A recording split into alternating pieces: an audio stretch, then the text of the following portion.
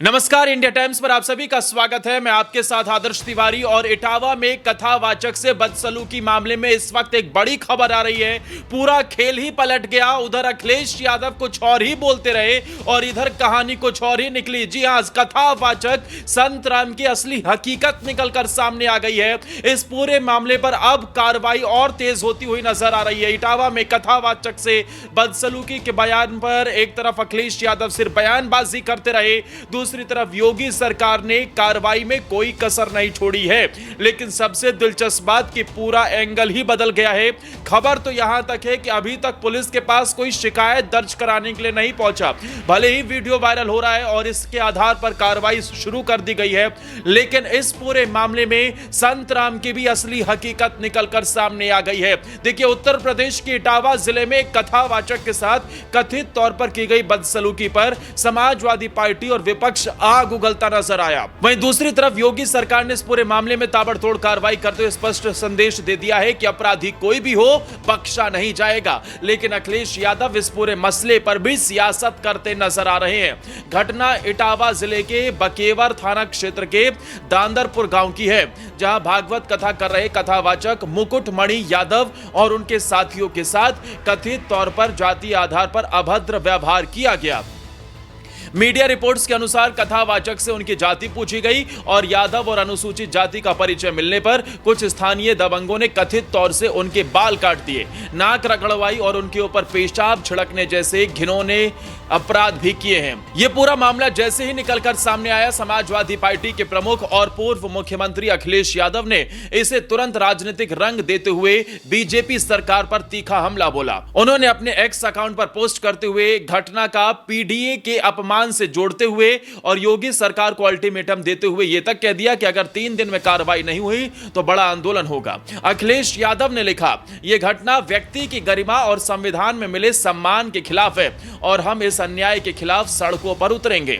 सपा सांसद जितेंद्र दोहरे ने एसएसपी से मुलाकात कर आरोपियों की गिरफ्तारी की मांग की और पूरे मामले को एक बड़ा सामाजिक मुद्दा बनाने की कोशिश की। लेकिन क्या विपक्ष इस मामले में वाकई पीड़ितों के साथ खड़ा है या फिर यह एक सुनियोजित राजनीतिक रणनीति है, जहां हर घटना को वोट बैंक से जोड़ने की कोशिश होती है? क्योंकि असली तस्वीर इससे बिल्कुल अलग है। यूपी की योगी सरकार ने इस मामले को बेहद गंभीरता से लिया है। जैसे ही यह बदसलूकी का वीडियो सामने आया, पुलिस हरकत में आई, एफआईआर दर्ज की गई, जांच शुरू हुई और 48 घंटे के भीतर आरोपियों की गिरफ्तारी की बात भी कही गई है। राज्य सरकार के एक वरिष्ठ मंत्री कपिल देव अग्रवाल ने इस मुद्दे पर बयान देते हुए कहा कि यह घटना निंदनीय है, लेकिन यह भी सच है कि प्रशासन ने तत्काल एक्शन लिया। योगी सरकार ऐसी घटनाओं को बर्दाश्त नहीं करती। यानी जो लोग सोशल मीडिया पर आग लगा रहे हैं, जो धरना प्रदर्शन की धमकी दे रहे हैं, शायद उन्हें योगी मॉडल ऑफ गवर्नेंस समझने की जरूरत है। यूपी सरकार ने न सिर्फ केस दर्ज किया है, बल्कि पूरी घटना की वीडियो फुटेज खंगाली जा रही है और आईपीसी की गंभीर धाराओं के तहत कार्रवाई की जा रही है। अब सवाल उठता है, जब सरकार कार्रवाई कर रही है, केस दर्ज हो चुका है, आरोपी गिरफ्तार भी हो चुके हैं, तो फिर राजनीति क्यों हो रही है? क्या अखिलेश यादव इस पूरे मामले पर सिर्फ और सिर्फ सियासी रंग देने की कोशिश कर रहे हैं या फिर उन्हें सिर्फ एक मौका चाहिए था, एक ऐसी संवेदनशील घटना का जिससे पीडीए यानी पिछड़े दलित अल्पसंख्यक वर्ग को भड़काया जा सके?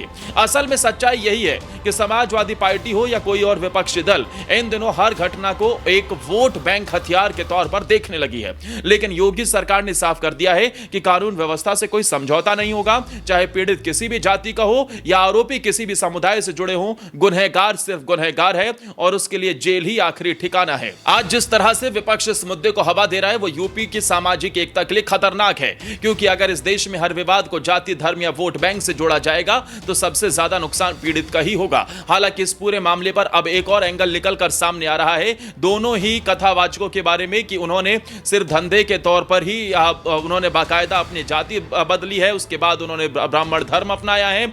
यानी कि पूरा इसमें एक खेल भी नजर आ रहा है कि पहले वो कुछ और किया करते थे, कई अलग अलग तरीके के काम ट्राई किए, लेकिन अगर कहीं उन्हें मुनाफा नहीं लगा तो फिर संत राम और दूसरा उनका जो साथी था, इन दोनों ने मिलकर यह सोचा कि कथा करनी शुरू की जाए। इसमें संतराम के साथ जो दूसरा व्यक्ति था वो पहले से ही कथा किया करता था, लेकिन वो क्योंकि दलित समुदाय से आता है और इस वजह से वो बौद्ध कथाएं किया करता था, लेकिन बाद में उसे समझ आया कि असली मजा तो कथावाचक होने में ही है। आप भागवत कथा कीजिए, क्योंकि लोगों का रुझान ब्राह्मणों से कथा करवाने में ज्यादा है और मथुरा से ब्राह्मण को बुलाकर कथा करवाने में ज्यादा खर्चा आता है, इसलिए हम क्यों ना ब्राह्मण बन जाते हैं। और इसी आधार पर उन्होंने अपना यह धंधा शुरू कर दिया। ऐसी भी स्टोरीज खूब सुर्खियों पर हैं। हालांकि इसमें कितनी सच्चाई है यह अभी तक क्लियर नहीं हो पाया, लेकिन योगी सरकार का स्पष्ट संदेश है, साफ निर्देश है, कार्रवाई हो रही है, डंके की चोट पर हो रही है और जो लोग इस पर सियासत करना चाह रहे हैं उन सब को करारा जवाब दिया जा रहा है। खैर, आपको क्या लगता है इस पूरे मामले पर अखिलेश यादव सिर्फ सियासत कर रहे हैं और योगी सरकार की कार्रवाई को आप किस तरीके से देखना चाहते हैं? उत्तर प्रदेश की योगी सरकार को आप 10 में से कितने नंबर देंगे?